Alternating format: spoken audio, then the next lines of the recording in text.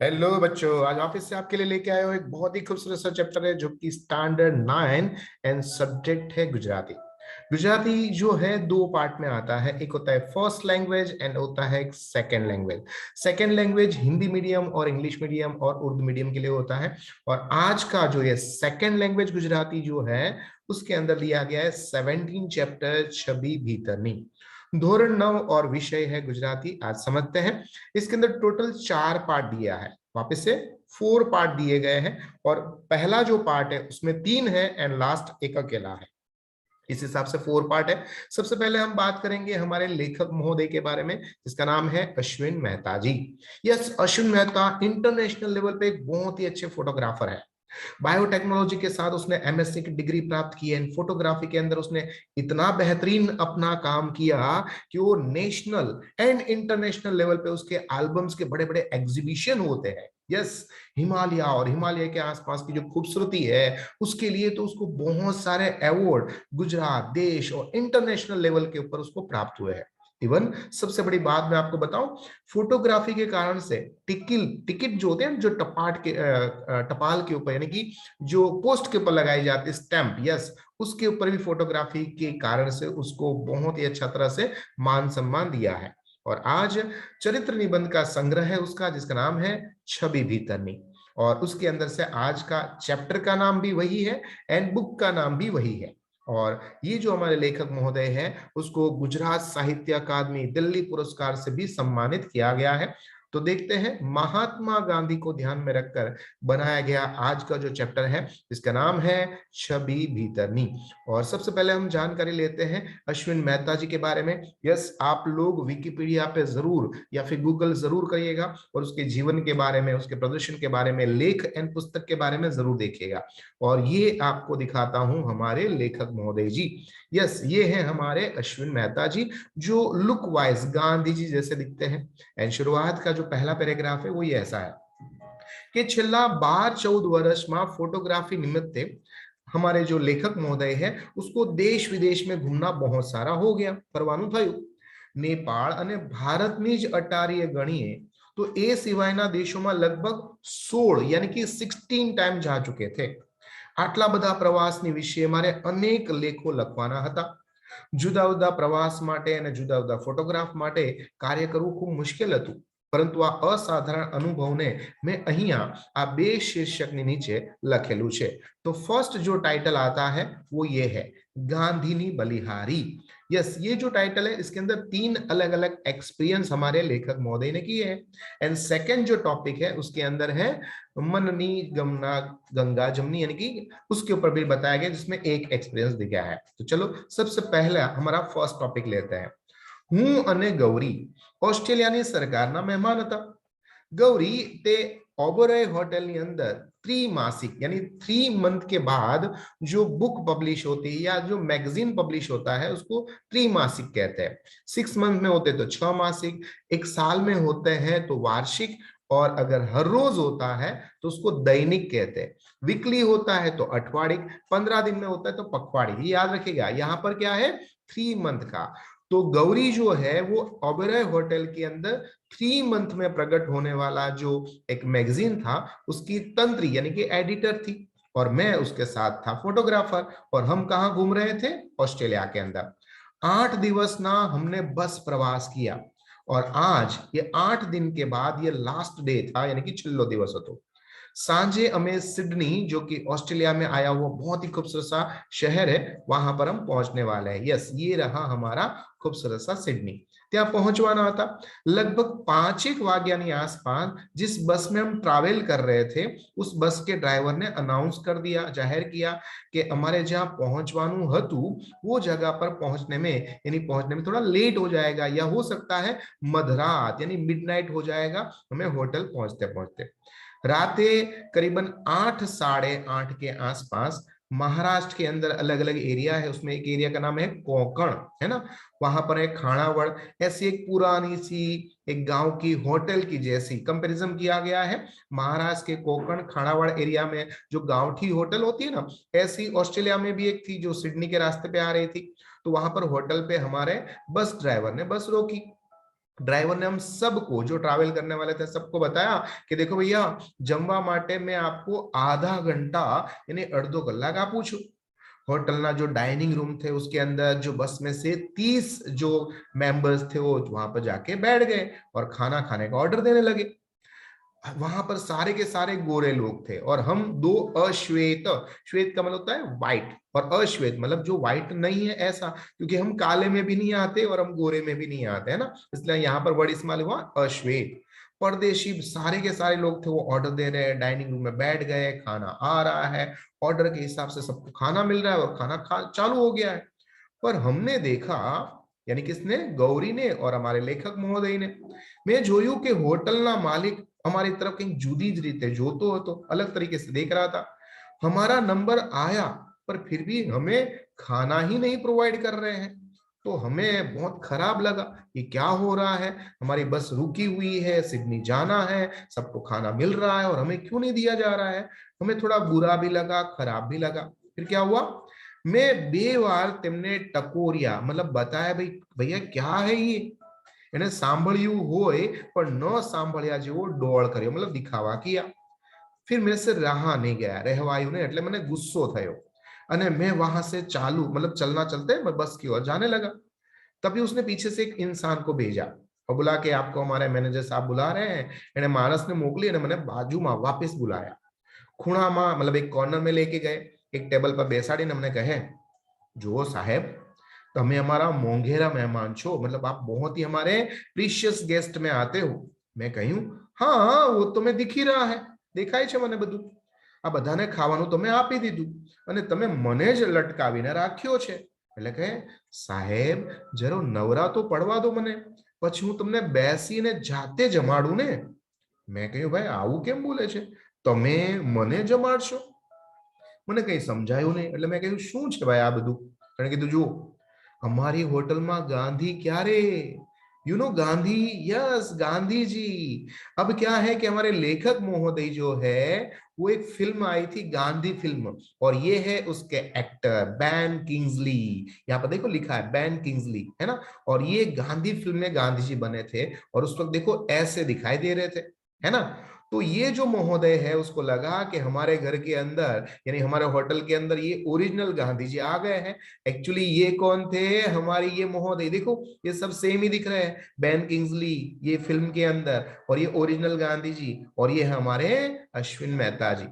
तो ए भाई ने थયું કે આ તો ગાંધીજી આવ્યા છે અમારી હોટલની અંદર। ત્યારે મને સમજ પડી કે ઓહો આ મને ગાંધીજી સમજે છે। હવે ઘટસ્ફોટ થયો કે ગાંધી ફિલ્મ જોઈને આ ભાઈ ગાંધીજીના ભગત બની ગયેલા। હું કઈ બેન કિંગ્સલી જેવો લાગુ છું પણ છું નહીં ભાઈ। મને જાતે તેણે પરોસ્યું, જમાડ્યું અને પૈસા પણ ન લીધા, ઘણો આગ્રહ કીધો તે છતાં ન લીધા। તો જુઓ ગાંધીજીને છે ને એ આંતરરાષ્ટ્રીય આખી દુનિયામાં બધા જ લોકો એને જાણે છે, જુએ છે, ઓળખે છે। ઘણા લોકો ખરાબ પણ બોલે, સારું પણ બોલે, માત્ર એની માટે એક જ જવાબ છે કે જો બધામાં સારી વસ્તુ પણ છે અને ખરાબ ગુણો પણ છે। જો ભગવાનની અંદર પણ આપણે અવગુણો શોધી શકીએ છીએ તો આ તો ગાંધીજી એક સામાન્ય મનુષ્ય સમજી લો તમે। પણ જો ગણતરી કરો કે મારી અંદર 100 ભૂલોમાંથી કદાચ હું સારામાં સારો હોય તો 30 ગણો સારો હશે અથવા 30%, તો મારી કરતા ગાંધીજી 50% તો 60% સારા છે। આમ એ મારા કરતા તો સર્વશ્રેષ્ઠ છે। આ માનવતા જો તમે જોશો, આ દ્રષ્ટિથી જોશો તો તમને ગાંધીજીના ગુણો ખરેખર દેખાશે। આમ ક્યારે કોઈ વસ્તુમાં ખરાબી નહીં, હંમેશા સારું શોધવાની કોશિશ કરો। આ થયો કિસ્સો 1। હવે આ વાત કરીશું કિસ્સા નંબર 2। સિંગાપોર એરલાઇન્સની માટે હું ન્યુયોર્કની અંદર ફોટો પાડવા માટે ગયો હતો। ત્યાં કુખ્યાત 8વા એવેન્યુના નાકા પર એક અમેરિકન હબસી, બ્લેક કલરના હોય ને એને હબસી કહેવાય, એ જૂના અપ્રાપ્ય ક્યારે પણ ન મળે એવા પુસ્તકો, સામાયિકો, મેગેઝીનો ફૂટપાથની પર વેચતો હતો। દુકાનદારની આકૃતિ અને એનું કદ યાની કે હાઈટ બહુ જ બિહામણું, ડરાવી દે તેવું હતું। ફોટોના કમ્પોઝિશન માટે એટલે કે સંયોજક માટે એક એંગલથી તમે ફોટોગ્રાફ ખેંચો ને તો ખૂબ જ સારો આવે, હે ને। એટલે અમુક જગ્યાએ ઊભા રહે અને મારે આ બધા 8વા એવેન્યુ ન્યુયોર્કના આ બધા ફોટોગ્રાફને લેવાના હતા, એ જરૂરી હતું।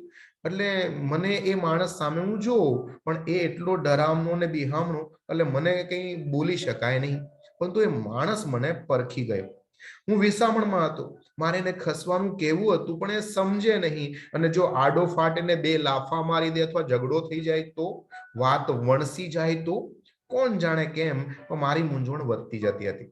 મેં કઈ કહ્યું નહીં, મેં કઈ પૂછ્યું નહીં, પણ તેણે સામેથી મને પૂછવાનું શરૂ કર્યું, અરે હું તમારી શું મદદ કરી શકું છું ભાઈ? મેં એને સમજાવ્યું કે મારે ફોટા પાડવા છે. કેમેરાનો બેગ અને બટન બંધ કરતા કરતા એણે મને પૂછ્યું, કઈ વાંધો નહીં, તમે એવું શું થયું કે હું તમને મદદ કરવા માટે તૈયાર થયો? કે ભાઈ સારું, ચાલો હું તમારા પુસ્તક આમ લઈ લઉં છું અને તમે અહીંથી ફોટો પાડી લો. ત્યારે મને ખબર પડી કે આ ભાઈ પણ મને ગાંધીજી સમજી ગયા છે, અને એમણે અનેક પુસ્તકો વાંચ્યા હશે, અને એ કારણે આ હબસીએ પણ મને ગાંધીજીની આ બલિહારીની અંદર સામેલ કરી દીધો. આટલા વર્ષે ગાંધી ફિલ્મને કેટલા ખબર છે? 8 ઓસ્કર એવોર્ડ મળેલા છે. આ હબસી કદાચ એ ફિલ્મો જોઈ હશે અથવા તો પુસ્તકો વાંચ્યો હશે, આથી ગાંધીજીના પ્રશંસકમાંનું એક છે. ત્યારે મને સમજ પડી કે ગાંધીજીની બલિહારી તો અહીંયા પણ છે, ન્યુયોર્ક સુધી અને સિંગાપોર એરલાઇન્સમાં પણ. મારે હવે શું કહેવું ને શું વધારે સમજાવવું, સમજણ ના પડી. આ થયો કિસ્સો 2. હવે આપણે વાત કરીશું કિસ્સા નંબર 3 ની. ઉપરની નોંધેલી ઘટના પછી હું ન્યુયોર્કની વાત કરું તો ત્યાં હું 5 સ્ટાર એને કહેવાય પંચતારક એવી એક મોટી હોટલમાં જમવા માટે ગયેલો. ત્યાં એક પબ્લિશર્સ બાય હતા, તેનું નામ હતું સિન્થિયાજી, હે ને. તેની સાથે મારી એક મીટિંગ હતી. તે 5 સ્ટાર હોટલની અંદર અમે જમવાના હતા અને ત્યાં લંચ મીટિંગ અમે રાખેલી. અમે બંને મનોમન લગભગ 45 મિનિટ્સ એટલે કે પોણા કલાક અથવા તો 1 કલાક જેવું એકબીજાને ફાળવેલું કે આપણે કલાક બેસીશું, વાતો કરીશું, લંચ લેશું અને ફટાફટ વાતો કમ્પ્લીટ કરીને આગળ વધીશું. વાતમાં અમારે 1-2 કલાક નહીં, 2.5 કલાક, 2.5 હે ને, 2.5 કલાક નીકળી ગયા. એક પછી એક વાનગી એટલે કે કોર્સ આવવા લાગી. પેટ ભરીને માંડ મેં 2-3 મોટા ચમચા પહોંચ્યા જ હશે ત્યાં સિન્થિયાજી કહે, અરે મારે તો એક બીજી મીટિંગમાં જવાનું છે, એટલે મારે તરત જ તે ટેક્સી પકડવી જશે અને મારે જવું પડશે. મેં કહ્યું વાંધો નહીં, તમે જાઓ, પણ મને તો કકડીને ભૂખ લાગી છે એટલે હું તો જમીને જઈશ. ફટાફટ કોર્સ આવવા શરૂ થઈ ગયા. ગાજરની કેક આવી, ઇટાલિયન કોફી, કેપેચીનો. એ પીધા પછી હું ઊભો થવા માટે જતો હતો, પણ જેવો ઊભો થવા માટે ગયો, બિલ ચૂકવી અને સિન્થિયા પેલા હોટલના હોલની બહાર પગ મૂક્યો, ત્યાં અમારા ટેબલની આસપાસ કેટલા બધા પીરસણિયાઓ यानी कि परोसने वाले जो होते हैं ना वेटर, वो आके खड़े हो गए. એનો મેળો જામી ગયો. મને શું કદાચ કોઈ બીજા લોકોએ ટેબલનું બુકિંગ કરાવ્યું હશે એટલે ફટાફટ આવી ગયા. એટલે જરા ઉતાવળ કરવી જોઈએ. ત્યાં એક અશ્વેત અમારી જેવો જ કોઈ હતો, લગભગ ઇન્ડિયન હશે, ગુજરાતી હશે. એ પીરસણિયા જે બંગાળી હતો એ મારી બાજુમાં આવી. મેં કીધું કે શું છે ભાઈ? આ કલકત્તામાં રહેનારો પણ હતો, મારવાડી, હિન્દી બોલે, બંગાળીમાં. તેણે કહ્યું કે આ બધાનો જામેલો મેળાવડો એટલા માટે છે કારણ કે તમે ગાંધીજી જેવા લાગો છો. એ બાંગ્લાદેશી મુસલમાન નીકળ્યો. તમે ગાંધીજી જેવા લાગો છો ને એટલે આ બધા તમારી સેવા કરવા માટે ભેગા થયા છે. મેં કીધું સારું સારું, પણ હું ગાંધીજી નથી. પણ કઈ વાંધો નહીં, તમે મને હસ્તાક્ષર ઓટોગ્રાફ તો આપો. મેં કીધું સારું. મેં કહ્યું બાય ગોડ, હું ગાંધી નથી કે હું બેન કિંગ્સલી પણ નથી, પણ છતાં પણ અશ્વિન મહેતાને ચિત્રી આપવા માટે મને કઈ વાંધો નહોતો. ગાંધીજીની પ્રશંસા, ગાંધીજીની બલિહારી બધા દેશોમાં, બધી જગ્યાએ, બધા સ્થળો પર, નાના નાના કસ્બા, ગામ કે શહેરોમાં છે. માનું છું કે ગાંધીજી ફિલ્મને મેં લગભગ 10-12 વર્ષ તો સહેજ થઈ ગયા છે, પણ તે છતાં હજુ પણ ગાંધીજી સર્વ જગ્યાએ છે. તમે પણ એક વખત જરૂર જોજો. ખરેખર ખૂબ જ સરસ ફિલ્મ છે ગાંધી ફિલ્મ, અને તેના એક્ટરે ખૂબ જ સારી એવી એક્ટિંગ પણ કરી છે અને આપણા અશ્વિન મહેતાએ તેના વિશે જણાવ્યું. ચાલો હવે આપણે વાત કરીશું બીજા નંબરનો પોઈન્ટ. તેનું નામ છે માનવી મનની ગંગા જમની. હા, અહીંયાથી ખબર પડી ગયું છે આ શું છે? હિમાલય. અને આ હિમાલયની ઉપર કરતા પર્વતારોહક તેની વિશે વાત કરવાની છે. આજથી લગભગ 40 વર્ષ પહેલાની વાત છે. હું હિમાલયમાં પહેલો એટલે કે એકલો પ્રવાસે ગયેલો. અમારા સાથી કહો, અમારા ભૂમિયા કહો કે અમારા મજૂર કહો, એવા હતા અમારી સાથે હુકમસિંહજી. હા, હું 25 વર્ષનો હતો અને એ 35 વર્ષના હતા. હુકમસિંહ અને મારી વચ્ચે 10 વર્ષનો ફરક. હુકમસિંહ મારા પર ખૂબ જ ખુશ રહેતા. મને કહે, 15 વર્ષના મેદાનમાં સાહેબોને ફેરવું છું, પણ જો મારી સાથે કદમથી કદમ મિલાવે એટલે કે પેગડામાં પગ ઘાલીને ફરનારો માત્ર તું એક જ મને મળ્યો છે. આમ હુકમસિંહ મને કહે, કારણ કે હું એની સાથે સાથે જ હંમેશા ચાલતો રહું, દોડતો રહું. મારી ઝડપે 10-12 કલાક તો નીકળ્યા હશે. તમારા સિવાય બીજા આજ સુધી કોઈ પણ મારી સાથે આટલું કામ કર્યું નથી, એમ હુકમસિંહ જે મારી પ્રશંસા કરતા. તે દિવસમાં ચા કોફી પણ હું પીતો નહોતો, અને માંસાહાર તો છી છી છી બિલકુલ નહીં. એટલે હુકમસિંહજી ભારે આશ્ચર્યમાં પડી જાય કે ભાઈ તું ચા કોફી ના પીવે, માંસ મચ્છી ના ખાય, અને તે છતાં તું આટલું બધું હેલ્ધી કેમ છે? મેં એને સૂંઠ અને ગોળનો મહિમા સમજાવ્યો કે સૂંઠ ખાવાથી અને ગોળ ખાવાથી કેટલો બધો ફાયદો થાય. એ સિવાય દૂધ, ઘઉં, મગ અને સત્તુ આ ખોરાકના ફાયદા પણ સમજાવ્યા હુકમસિંહને. એટલે એને ગમ્યું. વધારામાં કહેલું, હિમાલય સાથેનો મારો નાતો આજકાલનો નથી હુકમસિંહજી, જન્મો જન્મનો છે. હું અહીં ગાડીઓમાં અને શિવાલિકના પહાડો દેખાય છે ને, આખા શરીરમાં વીજળી શાને સળવળે છે, એ બસ આ હિમાલયને જોઈને થાય છે. આમ હુકમસિંહને હું મારી વાતોનો વિસ્તારથી સમજાવતો. હવે શું થયું જુઓ, આગળ એવું થયું કે આ જગ્યા પર જ્યારે અમે ફરતા હતા ત્યાં સરસ મજાના લાલ કલરના રાજગરાના લાલ ગુમ ખેતરો. મોડી સાંજે અમે પાના ગામે પહોંચ્યા. ગોધુલી એટલે કે ગાયને પાછા આવવાનો સમય ક્યારે હોય?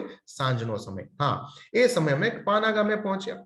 વાતાવરણમાં બધી જગ્યાએ બધી બાજુ બકરીઓ ફરે, ગાયો ફરે, એટલે બકરીઓ બે બે કરે, હંબા હંબા એમ કરીને ગાય બેસો ફર્યા કરે.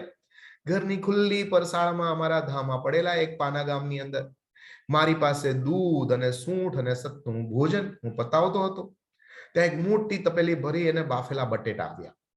આગમાં શેકતા શેકતા અમે બધાએ ખૂબ વાતો કરતા કરતા ખાધી, અને પછી ધીમે ધીમે ઊંઘ આવવા લાગી. રાતે કોઈનો મારા પર હાથ ફરતો હોય એવું મને લાગ્યું. હું ઝબકીને જાગ્યો. જોયું તો અમે જે ઘરની અંદર એટલે કે પાના ગામની અંદર જે ઘરમાં રહેતા હતા, એ યજમાનની ખેડૂતની ઘરડી માતા. એ મને વારંવાર આવે, ચેક કરીને જાય, મેં બરોબર ઓઢ્યું છે કે નહીં એ સરખું ચેક કરે. પછી મને ખબર પડી કે માજીને મારી બહુ ચિંતા હતી. રાત્રે 2-3 વખત મારી ઉપર નજર નાખી ગઈ. અમે તો મોં સૂજણું, અર્લી મોર્નિંગ હોય ને જ્યારે મોઢું દેખાય તેવા પ્રકાશને મોં સૂજણો સમય કહેવાય. જો ગુજરાતીમાં કેવા સરસ મજાના શબ્દો છે, એ તમે જોઈ શકો છો. તો અમે મોં સૂજણું થતાની વેત નીકળી પડ્યા. અમે માંડ માંડ અડધો ફલાંગ ચાલ્યા હશું ત્યાં એક માણસ અમારી પાછળ આવ્યો અને અમને બોલાવી ગયો. માજી અમને શિરામણ યાની કે સવારના પોરમાં જે ભોજન હોય ને, નાસ્તો, બ્રેકફાસ્ટ, એને શિરામણ કહેવાય, એ કરવા માટે અમને રોક્યા. તેમણે પછી અમને વિદાય આપી. સૌ પ્રથમ તો એને મારા ખિસ્સામાં જરદાલુ, જો આ ખાધા હશે તમે જરદાલુ, એ મારા ખિસ્સામાં ઠસોઠસ ભરી દીધા. અને પછી કપાળે ચાંદલો કર્યો, ચોખા ચોટાડ્યા, લમણે એટલે કપાળે એને ટાચકા લીધા અને ઓવરાણા લીધા, આશીર્વાદ લીધા. હે ને, આપણા ઘરડા માજી હંમેશા આપણે એમ કરતા હોય છે, આપણને આશીર્વાદ આપતા હોય છે. અને વધારામાં હુકમસિંહને કહ્યું કે જો ભાઈ, રાતે પેલી ગુફામાં ધ્યાન રાખજે. હા, પેલા ડાઘિયા મારી પડખે સુવાડે, ગરમીની ગરમી રહે, અને પેલો મામો છે ને દીપડો, એ લવારા એટલે બકરીઓને લેવા આવે, મને હેરાન ન કરે એનું ધ્યાન રાખે, દીપડાથી દૂર રાખજે આને. રાત્રે પહેલા વરસાદ પડ્યો અને પછી બરફ, પણ માજીની કૃપાથી રાત સરસ ગઈ. સવારે 1000 ફૂટના ચઢાણ ચડી અને કુવારી જગ્યા પર અમે પહોંચ્યા. નિબ્રહ્મ આકાશમાં ધરાઈને અમે બરફોને જોયા, હિમાલયને જોયા. આટલે વર્ષે પણ એ બધી જ વસ્તુઓ યાદ આવે છે મને, અને લખતા લખતા મારા કાગળની અંદર એ પાણી પણ ઝળકવા લાગે છે. આમ સરસ મજાના આ 2 પ્રસંગો તે લીધા છે છબી ભીતરની પુસ્તકમાંથી. અને આ રીતે આપણા સરસ મજાના પાઠની વિશે મેં તમને જેટલું પણ મારી સમજાયું. આશા કરું છું હિન્દી ગુજરાતી મિક્સ આ ભાષા તમને યોગ્ય રીતે સમજ આવી હશે. જો આવી હોય તો આ વિડીયોને અનેક લોકો સુધી પહોંચાડજો. અને ત્યાં સુધી મને આજ્ઞા આપો. તમારો દોસ્ત, તમારો મિત્ર, તમારો ગુરુ Mahendra Joshi. Thank you very much.